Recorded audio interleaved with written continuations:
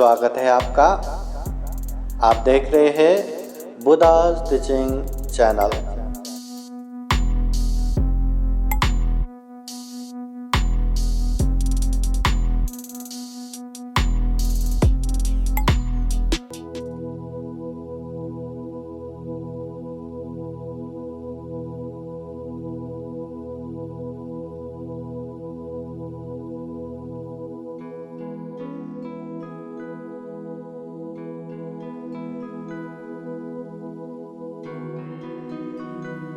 समन्ता चक्रवालेषु अत्र गच्छन्तु देवता सदामं मुनिराजस्य शृण्वन्तु सद्गमोक्तं धम्मश्रवणकालो अयं बदन्तं धम्मश्रवणकालो अयं बदन्तं परितधम्मश्रवणकालो अयं बदन्तं नमो तस्स भगवतो अरहतो सम्मा सम्बुद्दस्स नमो तस्स भगवतो अरहतो सम्मा सम्बुद्दस्स नमो तस्स भगवतो अरहतो सम्मा सम्बुद्दस्स। बोले साधु साधु साधु। सर्वप्रथम महाकारुणिक तथागत भगवान बुद्ध को त्रिबार वंदना। महाकारुणिक तथागत बुद्ध द्वारा देशित सुआख्यात आदि मध्य अंत पर्यंत कल्याणकारी धम्म को त्रिबार वंदना। महाकारुणिक तथागत बुद्ध के आर्य श्रावक संघ को त्रिबार वंदना। परम पूजनीय बोधिसत्व डॉक्टर बाबा साहब अम्बेडकर आज विशेषतः वैशाख पूर्णिमा महोत्सव में उपस्थित पूजनीय भिक्षु धम्मशील पूजनीय पंते धम्मदीप प्रमुख श्रद्धा संपन्न बुद्धि संपन्न उपासक उपासिकाएं। सर्वप्रथम आज वैशाख पूर्णिमा है। बौद्ध जगत में बुद्ध जयंती है, बुद्ध पूर्णिमा है। आज के दिन ही महाकारुणिक तथागत बुद्ध का जन्म लुम्बिनी वन में होते हैं। आज के दिन ही वैशाख पूर्णिमा के दिन बुद्ध गया के बोधि वृक्ष के नीचे बोधि ज्ञान प्राप्त करके बुद्ध बनते हैं। और आज के दिन ही 80 साल की उम्र में कुशीनगर में महापरिनिर्वाण प्राप्त होते हैं। महाकारुणिक तथागत बुद्ध के जन्म, ज्ञान प्राप्ति और महापरिनिर्वाण त्रिसंयोग पूर्ण वैशाख पूर्णिमा बुद्ध पूर्णिमा के उपलक्ष्य में संपूर्ण उपासक उपासिकाएं, संपूर्ण बंधु बांधव परिवार और संपूर्ण प्राणी मात्र को सुखी हो, निरोगी हो, कल्याण हो, जीवन में जितने भी अच्छे इच्छा आकांक्षाएं वो पूर्ण हो, जीवन में खूब खूब उन्नति हो, प्रगति हो, बुद्ध का आशीर्वाद रहे, धम्म का आशीर्वाद रहे, संघ का आशीर्वाद रहे, ये कामना करते हैं। आज वैशाख पूर्णिमा बुद्ध पूर्णिमा। बुद्ध का जन्म, ज्ञान प्राप्ति और महापरिनिर्वाण इतने पवित्र दिन, इतने आदर्श दिन, इतने संवेगदायी दिन है। इसलिए हमें बुद्ध को याद करना है, गुणानुस्मरण करना है। हमें तथागत बुद्ध के प्रति कृतज्ञ होके पूजा करना है। और पूजा बोले तो केवल तथागत बुद्ध के सामने वंदना पूजा करके, अगरबत्ती मेणबत्ती लगा के, फूल माला चढ़ा के, बुद्ध वंदना, धम्म वंदना, संघ वंदना करके ही पूजा करना नहीं है। जिस तरह हम बुद्ध वंदना करते समय में ऐसा भी कहते हैं, इमाय धम्मानुधाम्मा पतिपत्तिया बुद्धं पूजयामि। धम्म अनुसार धम्म आचरण करके बुद्ध को पूजा करूँगा। बुद्ध को पूजा करना है, मगर कैसे करना है? बुद्ध ने जो धम्म की बातें बताया, जो धम्म शिक्षा दिया, जो दुख और दुख मुक्ति बताया, उसको जान के समझ के धम्म अनुसार धम्म आचरण करके बुद्धं पूजयामि, बुद्ध को पूजा करना है। धम्मं पूजयामि, धम्म को पूजा करना है। संघं पूजयामि, संघ को पूजा करना है। विशेष रूप से आज के दिन तथागत बुद्ध के प्रति कृतज्ञ होके सही रूप में तथागत बुद्ध का आदर सत्कार और पूजा करके तथागत बुद्ध के धम्म को सुनना है। जो हमने धम्म की बातें सुना, वो धम्म को जितना हो सके उतना जानना है, समझना है। और जो तथागत बुद्ध के धम्म हम सुनते हैं, हम समझते हैं, उसे अभ्यास भी करना है, पालन भी करना है। और बुद्धवाणी पालन करके जीवन में सही मायने में सुख शांति लाना है। इससे हमारा भी कल्याण हो गया, हमारे अपनों का भी कल्याण हो गया, और तथागत बुद्ध के प्रति सही मायने में कृतज्ञ होके आदर सत्कार और पूजा करना भी हो गया। तो इसलिए आज के दिन अच्छे से धम्म को सुनिए, जितना हो सके उतना जानिए, समझ लीजिए, और जितना हो सके उतना पालन भी कीजिए। दुनिया में हर कोई सुख चाहता है, शांति चाहता है। यहाँ इतने सारे लोग अनेक दुख कष्ट सह के यहाँ बैठे हैं। इसका भी प्रमुख टारगेट यही है कि बुद्धवाणी सुन के जीवन में सुख शांति आएगा।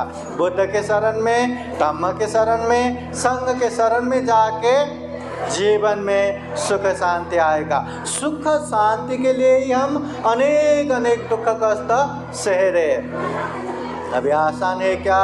इतना धूप है, इतना गर्मी है, बैठे बैठे पसीना निकल जाता है। और उतने में एक दो अकेले दुकेले बैठना नहीं है, इतने सारे लोग एक ही साथ बैठेंगे तो और गर्मी हो जाता है, और बैठना मुश्किल हो जाता है। इसके बावजूद भी हम यहाँ बैठे हैं। क्यों?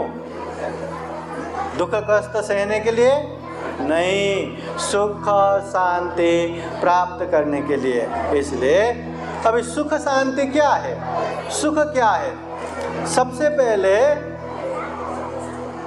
ये हमारी फितरत है, हमारी आदत है। जो अपने पास है उसमें कभी संतुष्ट ही नहीं, कभी सुख नहीं। और जो अपने पास नहीं है उसमें ही सुख ढूंढते रहते हैं। पंडित जी ने जब प्रवचन का अनाउंस किया तो आप लोगों को अच्छे से बताया कि पंडित जी का आवाज़ ज़्यादा बड़ा नहीं है, ध्यान से सुनिए तभी समझ में आएगा। और ये सुन के मुझे थोड़ा हंसी भी आ रहा था। मुझे भी ऐसा लग रहा था ये पंडित जी जो माइक में बोलते हैं वही माइक अच्छा है शायद, क्योंकि उसमें ज़्यादा आवाज़ आता है। और हम वही माइक बोलते हैं तो आवाज़ ही दब के आता है ना। मतलब जो अपने पास नहीं है उसमें ही सुख ढूंढते रहते हैं। अभी हम यहाँ कार्यक्रम में बैठे हैं, बहुत सारे लोगों को कंटाला आ सकता है कि अरे इतने धूप है, इतना गर्मी है, घर में बैठते तो कितना अच्छा होता। विजुलाइज कीजिए, मतलब एक बार इमेजिन कीजिए, क्या घर में बैठते तो सही में आप आनंद से रहते क्या वहाँ गर्मी नहीं होता, क्या वहाँ तकलीफ नहीं होता, क्या वहाँ बेचैनी नहीं होता, क्या जरूर होता है। इसलिए वास्तव में सुख शांति प्राप्ति के लिए तथागत बुद्ध के धम्म को हमें सुनना है, जानना है। न केवल सुनना और जानना है, अभ्यास भी करना है, पालन भी करना है। जब परिपूर्ण रूप से पालन करेंगे जीवन में सुख शांति आता ही है। तथागत बुद्ध होने के बाद गांव नगर जनपद देश देशांतर चारिका करते हुए बहुजन हिताय बहुजन सुखाय के लिए उपदेश देते हैं। तथागत बुद्ध के उपदेश सुन के केवल 5 तपस्वी पंचभद्र वर्गीय नहीं, वहाँ हजारों लाखों करोड़ों लोगों ने तथागत बुद्ध के उपदेश सुने, तथागत बुद्ध के उपदेश को जाना, समझा और दुख मुक्त मार्ग फल भी प्राप्त किए। बहुत सारे लोगों ने श्रोतापत्ति फल प्राप्त किया, सकृतागामी फल प्राप्त किया, अनागामी फल प्राप्त किया, दुख मुक्त अरहत फल प्राप्त किया।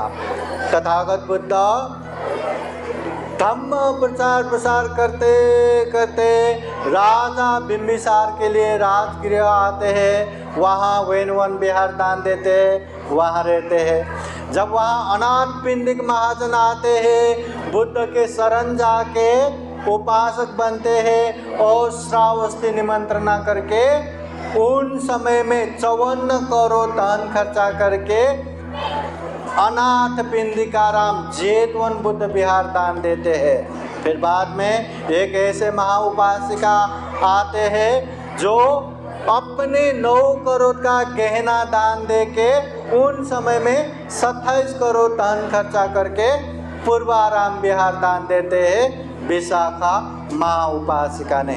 जब श्रावस्ती नगर में ये पूर्वाराम विहार हुआ, ये जेतवन बुद्ध विहार हुआ, बहुत सारे उपासक उपासिकाएं आर्यजन बने, तो तथागत बुद्ध ने धम्म प्रचार का केंद्र यही श्रावस्ती को बनाया।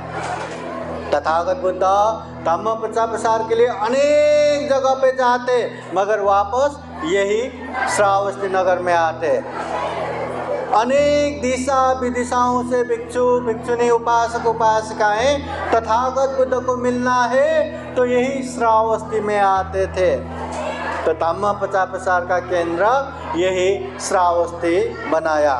तो यहाँ बहुत सारे उपदेश तथागत बुद्ध ने बताया।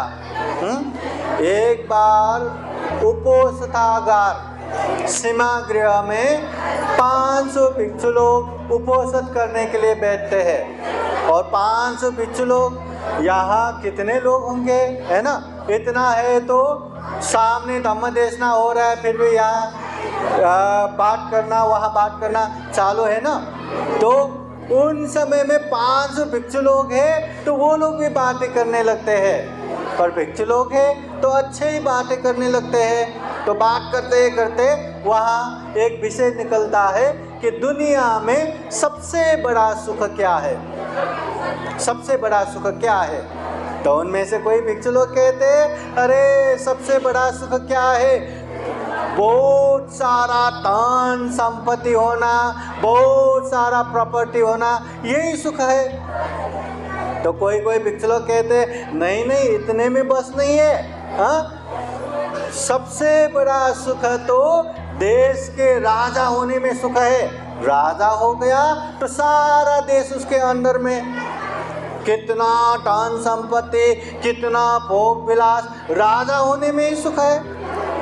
फिर कोई भिक्षु लोग कहते नहीं नहीं नहीं नहीं, राजा होने में सुख नहीं है, राजा होने में खूब तकलीफ है, खूब परेशानी है, हाँ। वास्तव में सुख बोले तो पंचकाम भोग विलास में लिप्त होना, पंच इंद्रिय भोग विलास करना, यही सुख है।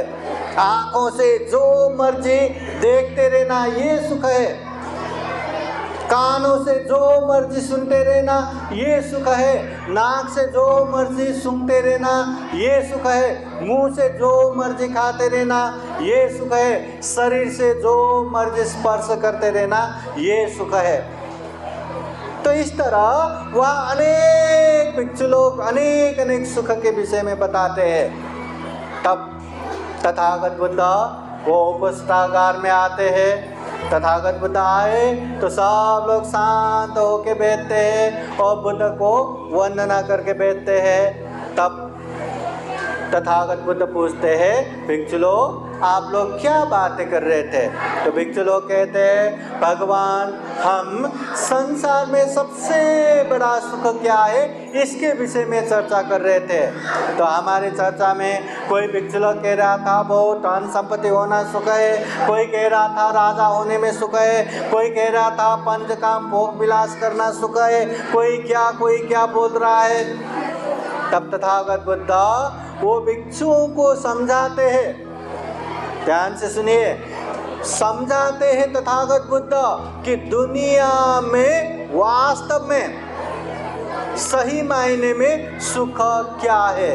तो तथागत बुद्ध पाली गाथा द्वारा सुख के विषय में इस तरह धम्म देशना देते हैं। सुखो बुद्धानुपादो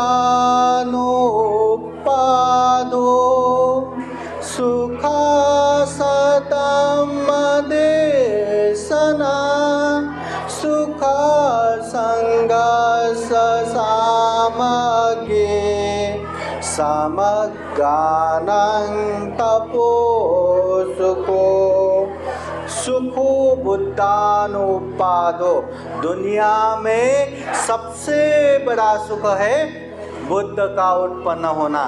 एक एक बुद्ध उत्पन्न होता है तो वहाँ न केवल हजारों न केवल लाखों करोड़ लोग दुख मुक्त होता है। तथागत बुद्ध के समय में ऐसे धम्म देशना सुनते सुनते ही दुख मुक्त मार्ग फल में प्रतिष्ठित होता था। श्रोतापति, सकितागामी, अनागामी, अरहत। धम्म देशना तो आज भी हो रहा है, अभी भी सुन रहे हैं, अभी भी धम्म देशना हो ही रहा है ना। पर ऐसे मार्ग फल में प्रतिष्ठित हुआ ऐसे सुना है क्या? इसलिए लोक में बुद्ध का उत्पन्न होना बहुत बड़ा सुखकर है। फिर तथागत बुद्ध कहते हैं, सुखा सधम्म देशना, सही धम्म सुनना ये भी सुखकर है। दुनिया में जब जब सही धम्म नहीं रहता, जितना धम्म में हम अभ्यास करेंगे, मेहनत करेंगे, परिश्रम करेंगे, उतना ज़्यादा हमें पाप लगता है। धम्म में मेहनत करके पाप लगता है, क्यों?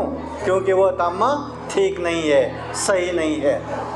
और जब दुनिया में सही धम्म आता है, जितना मेहनत करेंगे, जितना परिश्रम करेंगे, उतना ज़्यादा पुण्य लगता है, धम्म लगता है, कुशल कर्म संचय होता है। इसलिए सही धम्म भी सुखकर है। फिर तथागत बुद्ध कहते हैं, सुखा संगस सामग्री, संग का एकजुट होना भी सुखकर है। हर कार्यक्रम अकेले अकेले करेंगे तो वो छोटे मोटे में खत्म हो जाता है, मगर एक जन उठेगा और सारे लोग उसको साथ देंगे तो वो कार्यक्रम बहुत बड़ा हो जाता है। हाँ, ये बीच शहर में देखो ना, हम तो औरंगाबाद मुंबई से यहाँ आके सिर्फ कार्यक्रम में सहभागी होने के लिए आए हैं। हाँ, इतने में भी अरे पसीना निकल रहा है, ये तकलीफ वो तकलीफ, ऐसा लगता है। अरे ये भंते जी धम्मशील भंते तो ये सारे कार्यक्रम का लीडरशिप होके आयोजना कर रहा है, कितना तकलीफ उठा रहा होगा। यहाँ जो मंच बना के रखे, हम वो मंच में बैठने के लिए आए हैं।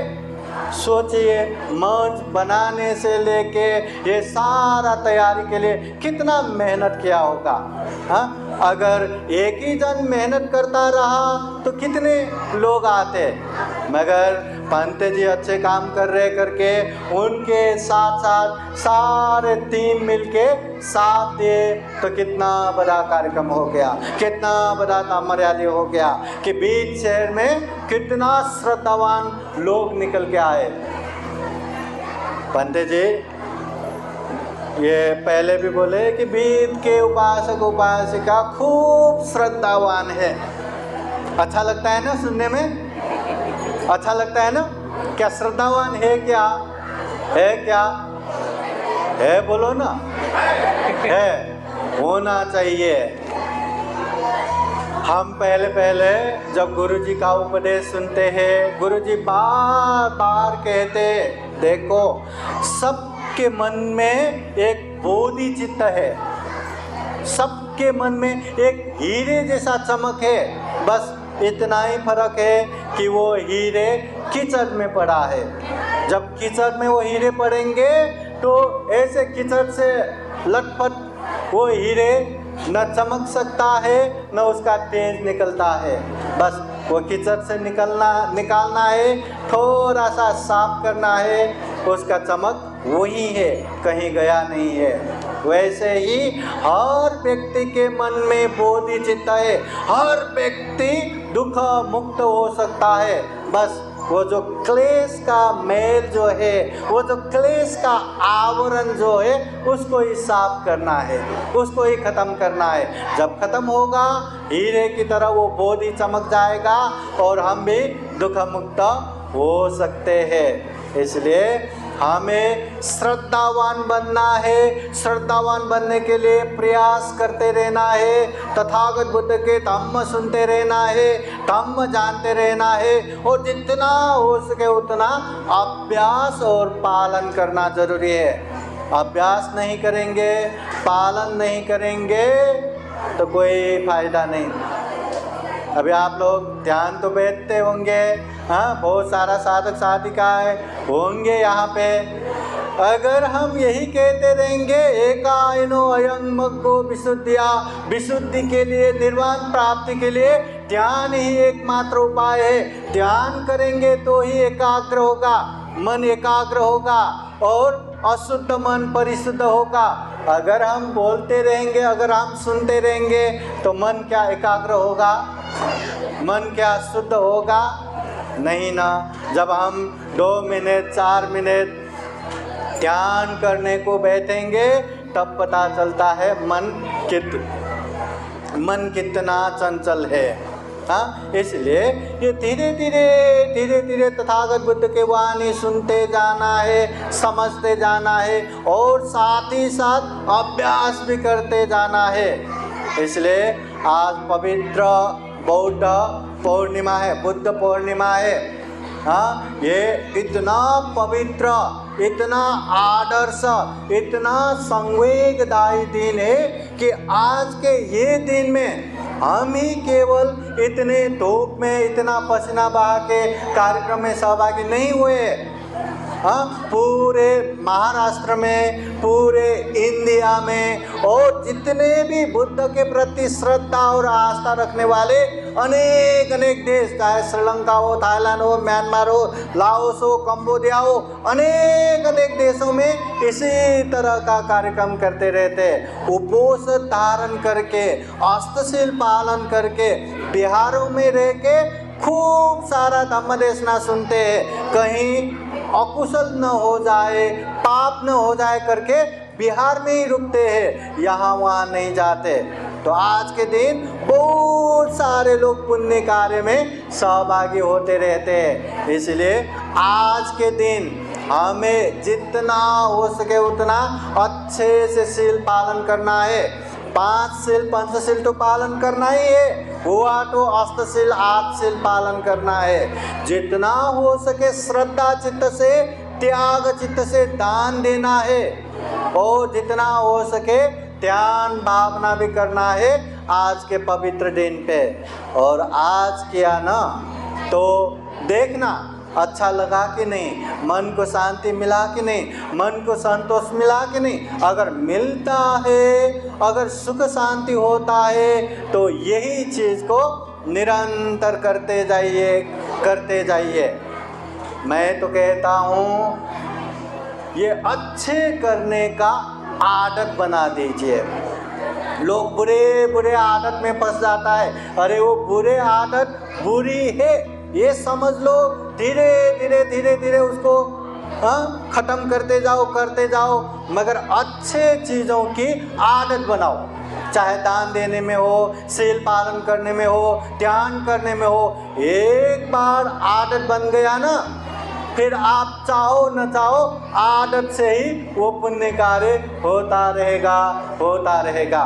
और पुण्य बोले तो धम्म बोले तो कुशल कर्म, जो हम शरीर से, वाणी से, मन से करते हैं। और जितना कुशल कर्म करेंगे, जितना धम्म करेंगे, उससे भी हमें सुख शांति ही मिलेगा। आज के दिन और भी औरंगाबाद की तरफ और भी बहुत सारा कार्यक्रम है। पंडित जी ने 2 बजे तक आपको छुट्टी देंगे बोले थे, होते होते ये 3 बज के गया है। तो अंत में कि पुण्य भी सुख का कारण है। और ये धम्म गाथा मैं हर बार धम्म देशना में बताते रहता हूँ। ये बुद्धवाणी तथागत बुद्ध कहते हैं, पुण्यं चे पुरुषो कैराथे तं पुनः पुनः तं मे छन्दं कैरात सुखो पुण्य सवोचयो। पुण्यं चे पुरुषो कैरा, इंसान को पुण्य करना चाहिए, धम्म करना चाहिए। कैरा थे तंग पुनः पुनः, बार बार बारंबार करना चाहिए। तम्मी छंदं कैरा था, ये पुण्य करने से क्या मिलेगा? तथागत बुद्ध कहते हैं सुखो पुण्य शौचयो, उच्च प्रकार के सुख मिलता है, महान सुख मिलता है पुण्य करने से। पुण्य किए बिना जीवन में सुख आए, शांति आए, ये संभव नहीं है। अगर हम अच्छे से पुण्य करेंगे, अच्छे से धम्म करेंगे, तो सभी दुखों से मुक्त जो परम सुख है, जो विमुक्ति सुख है, वो निर्वाण भी साक्षात्कार कर सकते हैं। इसलिए वो निर्वाण साक्षात्कार करने के लिए, वो निर्वाण के मार्ग पे निरंतर आगे बढ़ते रहने के लिए हमें पुण्य करना है, धम्म करना है, कुशल कर्म संचय करना है। हाँ, जितना पुण्य करेंगे उतना सुख शांति भी मिलेगा और निर्वाण के नज़दीक भी पहुंच जाएंगे। फिर एक बार, आज विशेषतः महाकारुणिक तथागत बुद्ध का जन्म दिवस है, बुद्ध संवत 25 से 66।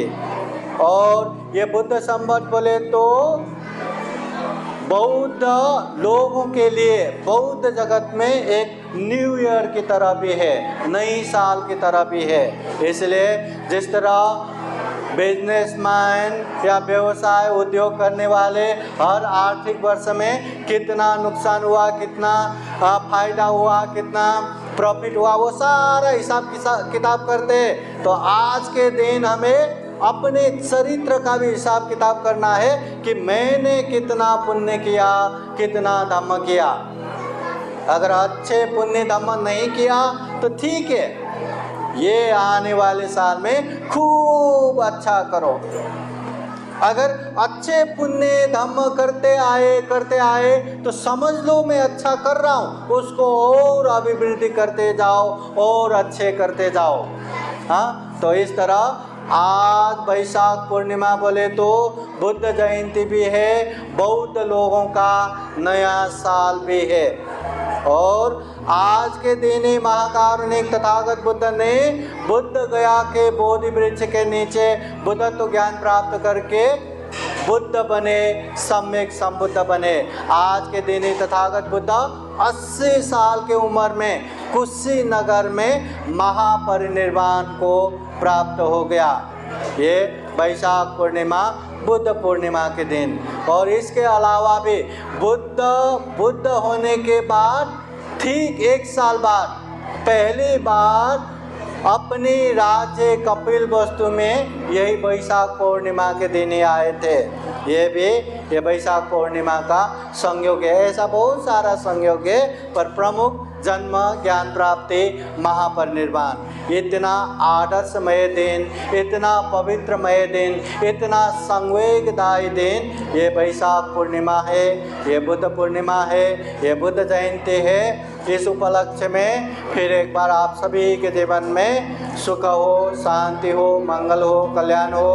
बुद्ध का आशीर्वाद, धम्म का आशीर्वाद, संघ का आशीर्वाद हमेशा हमेशा रहे। जीवन में ज़्यादा से ज़्यादा पुण्य धम्म करते करते ये दुर्लभ, यह अमूल्य, ये सर्वश्रेष्ठ मनुष्य जीवन को सफल बना सके, सार्थक बना सके। अंत में सभी दुखों से मुक्त, जन्म जरा व्याधि मरण से अलग निर्वाण तक प्राप्त कर सके, ऐसी कामना करते हुए ये छोटा सा धम्म देशना यहीं समापन करता हूँ। सबका मंगल हो, सबका कल्याण हो। भवतु सबका मंगलम। साधु साधु साधु साधु साधु साधु। बुद्धं नमामि, बुद्ध को नमन करता हूँ। धम्मं नमामि, धम्म को नमन करता हूँ। संघं नमामि, संघ को नमन करता हूँ।